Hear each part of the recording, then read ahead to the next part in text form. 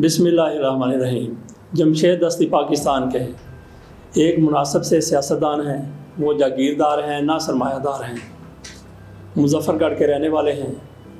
2008 के इलेक्शन में एक सीट उन्होंने आज़ाद हैसियत से जीती थी और 2013 में उन्होंने 2 सीटें हासिल की, तो मकबूलियत की वो बुलंदी पर नज़र आए। लेकिन 2018 के इलेक्शन में उन्होंने एक अलग से जमात बनाकर इलेक्शन लड़ा था, उसमें वो कोई सीट नहीं जीत सके। वो काफ़ी अर्सा तक खामोश रहे, लेकिन उन्होंने गुज़श्ता रोज़ इस्लामाबाद में जाकर एक प्रेस कॉन्फ्रेंस की है। ऐसी प्रेस कॉन्फ्रेंस की जिससे पूरे पाकिस्तान में आग लग गई है।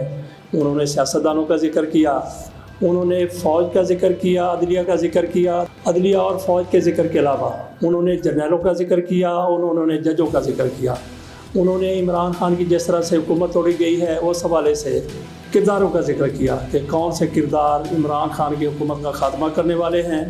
उन्होंने सियासतदानों को भी जिक्र किया, जर्नलों का जिक्र किया, जजों का जिक्र किया और अमेरिका को भी जिक्र किया। किसी को उसने कुत्ता कहा, किसी को उसने बेगैरत कहा, किसी को उसने चोर कहा, किसी को उसने लुटेरा कहा। जो कुछ भी उनके मुंह में आया उन्होंने वो कह दिया। वो इमरान खान की जिस तरह से हुकूमत तोड़ी गई है उस पर बहुत ज़्यादा जज्बाती थे। मैं ये समझता हूँ कि उनकी तरफ से हो सकता है कुछ ऐसे अल्फाज भी कह दिए गए हों जिनको मुनासिब करार नहीं दिया जा सकता, लेकिन उनकी तरफ से जो कुछ कहा गया था और जिस तरीके से कहा गया था वो एक आम पाकिस्तानी की आवाज़ है। इमरान खान के साथ आज करोड़ों लोग खड़े हैं, दूसरी तरफ भी लोग होंगे, लेकिन इमरान खान के साथ खड़े हुए आम लोगों की तादाद बहुत बड़ी है। ये तादाद लातादाद है और इन लोगों में से जो इमरान खान के साथ खड़े हैं वही जज्बात हैं जो जमशेद दस्ती के हैं। जो कि जमशेद दस्ती ने कहा, आम बंदा भी यही कहना चाहता है। कुछ लोग मसलत से काम ले लेते हैं और कुछ लोग इखलाकियात की वजह से बहुत ज़्यादा बात नहीं करते, और कुछ लोग ऐसे भी हैं जो खौफज़दा हो जाते हैं, डर जाते हैं कि उनके ऊपर कहीं कोई शिकंजा ना कस दिया जाए। लेकिन बहुत से लोग ऐसे हैं जो बहुत कुछ कहना चाहते हैं जमशेद दस्ती की तरह, लेकिन उनके पास कोई प्लेटफार्म नहीं होता। वो फिर अपनी बातें कहाँ करते हैं। इस नौजवान को सुन लीजिए, इसने क्या कहा है। इमरान खान का चीफ जस्टिस से यह सवाल कि जब मैंने कोई कानून नहीं तोड़ा तो फिर मेरे लिए रात को अदालतें 12 बजे क्यों खोली गई। चीफ जस्टिस का यह जवाब कि अदालतें तो 24 घंटे काम करती हैं। तो यहाँ पे अवाम का एक सवाल कि हमजा शहबाज और शहबाज शरीफ पर जिस दिन फर्दे जुर्म आयद होनी थी वो उस दिन मुल्क का वज़ीर आज़म और दूसरा वज़ीर आला पंजाब कैसे बन गए। क्या ये आइन, कानून और पाकिस्तानियों की तौहीन के मुतरादिफ नहीं था। क्या आपको उस दिन रोजा लगा हुआ था या आपको रोजी लगी हुई थी।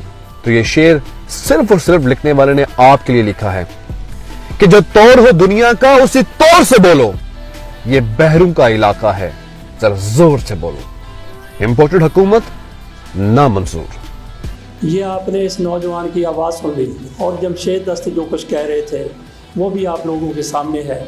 जमशेद दस्ती की मकबूलियत कभी बिल्कुल ज़मीन पर थी।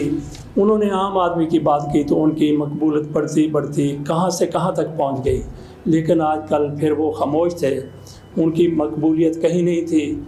लेकिन उनको इस प्रेस कॉन्फ्रेंस ने जो 47 मिनट की है, इनको अमूमियत के फ़र्ज से उठाकर मकबूलियत के अर्श पर पहुंचा दिया है। नाज़रीन, कुछ लोग बात करते हैं इमरान खान को मीडिया नहीं दिखा रहा, ना प्रिंट मीडिया पर उनकी कवरेज होती है, ना इलेक्ट्रॉनिक मीडिया पर उनके जलसे दिखाए जाते हैं, उनके बयानात नशर किए जाते हैं। तो फिर आप अंदाज़ा कर लीजिए कि सोशल मीडिया की क्या अहमियत है। जमशेद दस्ती की प्रेस कॉन्फ्रेंस ना किसी चैनल ने दिखाई है, ना किसी मीडिया पर, ना किसी अखबार में रिपोर्ट हुई है। बहरहाल ये ख़बरें भी मीडिया पर चलती रही कि उनको गिरफ़्तार कर लिया गया है। मेरा नहीं ख्याल कि उनको गिरफ़्तार किया जाएगा, क्योंकि हमारे जज साहिबान बड़े बड़े फ़ैसले दे चुके हैं आज़ादी राय के हवाले से। ये जमशेद दस्ती का हक़ था, उसका राइट था जो उसने इस्तेमाल किया। क्योंकि मीडिया ने उसको नहीं दिखाया, कहीं पर नशर नहीं हुआ। लेकिन सोशल मीडिया की अहमियत का अंदाज़ा यहीं से आप लगा सकते हैं कि सोशल मीडिया के ज़रिए जमशेद दस्ती की आवाज़ जो आम पाकिस्तानियों की आवाज़ है عام پاکستانی بھی جنرلوں سے سوال کر رہا ہے، ججوں سے سوال کر رہا ہے، وہی سوال جمشید دستی نے ان سب سے کیے ہیں، اور جمشید دستی کی آواز سوشل میڈیا کے ذریعے کروڑوں لوگوں تک پہنچ گئی ہے۔ اسی اپنی گفتگو میں جمشید دستی نے آصف علی زرداری کا ذکر کرتے ہوئے کہا کہ ایوان صدر میں امریکہ کے کتے بیٹھے ہوئے ہیں۔ انہوں نے سیاستدانوں کو بھی اسٹیبلشمنٹ کے کتے قرار دیا، حالانکہ جمشید دستی خود بھی سیاستدان ہے۔ جمشید دستی کہتے ہیں کہ میں فوج کے ساتھ ہوں، اور عام پاکستانی بھی یہی کہتا ہے کہ وہ فوج کا وفادار ہے۔ عام پاکستانی بھی فوج کی قدر کرتا ہے، فوج کو سلام کرتا ہے۔ جمشید دستی نے لیکن یہ بھی کہا ہے کہ میں فوج کے تو ساتھ ہوں، فوج کا میں احترام کرتا ہوں، لیکن میں جرنیلی ایجنڈے کے ساتھ نہیں ہوں۔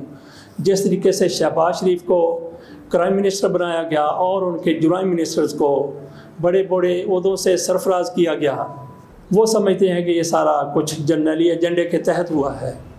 جمشید دستی کہتے ہیں کہ لوگوں کی آنکھوں سے خون ابل رہا ہے، جو کچھ پاکستان کے ساتھ کر دیا گیا ہے۔ بالکل درست انہوں نے کہا، عام پاکستانی کی بھی یہی سوچ ہے۔ وہ عام پاکستانی جو عمران خان کے ساتھ کھڑا ہے، دوسری طرف بھی لوگ کھڑے ہوں گے، لیکن عمران خان نے اپنے جلسوں سے ظاہر کر دیا ہے کہ کئی کروڑ لوگ اس کے ساتھ ہیں۔ اگر عمران خان سے زیادہ لوگ دوسری طرف ہیں، ان کو بھی چاہیے کہ وہ بھی جلسے کر کے دنیا کے سامنے اپنا ایجنڈا لائیں اور دنیا کو ثابت کریں کہ قوم کی اکثریت ان کے ساتھ ہے۔ مجھے نہیں لگتا کہ لوگ ان کے ساتھ ہوں گے۔ آج عمران خان کے خلاف کون ہے؟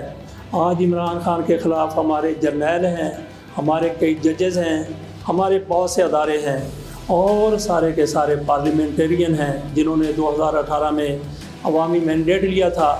لیکن یقین کیجئے کہ جس طرح سے لوگ عمران خان کے ساتھ آ کر کھڑے ہو گئے ہیں، اس سے یہی ظاہر ہوتا ہے کہ عوام عمران خان کے ساتھ ہیں۔ اس کا فیصلہ ریفرنڈم کے ذریعے ہو سکتا ہے یا عام انتخابات کے ذریعے ہو سکتا ہے۔ تو جہاں تک فوج کا تعلق ہے، فوج کی ہر پاکستانی عزت کرتا ہے، فوج کے ساتھ کھڑا ہوا ہے، لیکن چند ایک کردار فوج میں ہیں جو فوج کو بدنام کرنے کے لیے ایسے کام کر جاتے ہیں کہ لوگوں کی انگلیاں فوج کی طرف اٹھنا شروع ہو جاتی ہیں۔ ایسا ہی آج کل بھی ہو رہا ہے۔ لیکن فوج، یہ لوگ کہاں سے آئے ہیں؟ پاک فوج کی تعداد 7 لاکھ ہے۔ یہ لوگ کہاں سے آئے ہیں؟ یہ اوپر سے نہیں آئے، ان کو درآمد نہیں کیا گیا۔ یہ عام پاکستانیوں کے بچے ہیں، اسی قوم کے بچے ہیں، اسی قوم سے گئے ہیں۔ جو کچھ عام پاکستانی سوچتا ہے وہی کچھ فوج کے اندر بھی سوچ پائی جاتی ہے، یقینی طور پر ایسا ہی ہے۔ لیکن پاک فوج ایک انتہائی زیادہ ڈسپلنڈ ادارہ ہے، منظم ادارہ ہے۔ وہاں پہ جو ایک فیصلہ کر دیا جاتا ہے، جو حکم دے دیا جاتا ہے، اس کی پابندی کی جاتی ہے۔ لیکن وہاں بھی وہی بے چینی ضرور پائی جاتی ہے جو عام پاکستانی میں پائی جاتی ہے، جس کا اظہار نہیں کیا جاتا۔ یہ بڑی اچھی بات ہے۔ لیکن پاک فوج کے جو لوگ ریٹائر ہو چکے ہیں، آپ نے دیکھ لیا کہ جرنیل سے لے کے نیچے تک ایک ہی سوچ پائی جاتی ہے۔ وہ عمران خان کے ساتھ جو کچھ ہوا ہے، عمران خان کے ساتھ جو ناانصافی ہوئی ہے، جو ظلم ہوا ہے، وہ عمران خان کی سپورٹ میں کھڑے ہو گئے ہیں۔ ان کے ویلاگز آ رہے ہیں، ان کے بیانات آ رہے ہیں، جہاں تک بھی وہ بات کر سکتے ہیں، جو بھی میڈیا وہ استعمال کر سکتے ہیں، پاک فوج کے ریٹائرڈ لوگوں کی طرف سے استعمال کیا جا رہا ہے۔ اور چند کردار جو عمران خان کو اقتدار سے الگ کرنا چاہتے تھے، ان کی طرف سے ایسے جرنیلوں پر جن کو چند عرصہ قبل پاک فوج کا ترجمان کہا گیا تھا، ان کی وہ ترجمانی ختم کر دی گئی ہے۔ پاک فوج آج بھی لوگوں کے دلوں میں بس رہی ہے، لیکن چند جو بڑے ہیں، جو فیصلہ ساز ہیں، جنہوں نے ایسے فیصلے کر دیے ہیں، پہلے بھی کرتے رہے ہیں، ان کے یہ سوچنے کی بات ہے کہ پاک فوج کو وہ کہاں لے جانا چاہتے ہیں۔ ایک ایجنڈا ہے بیرونی، پاک فوج کو عوام کے ساتھ لڑا دیا جائے، لیکن پاک فوج کے اوپر جو بیٹھی ہوئی قیادت ہے، اس نے شاید کان بند کر لیے ہیں اور آنکھیں بند کر لی ہیں۔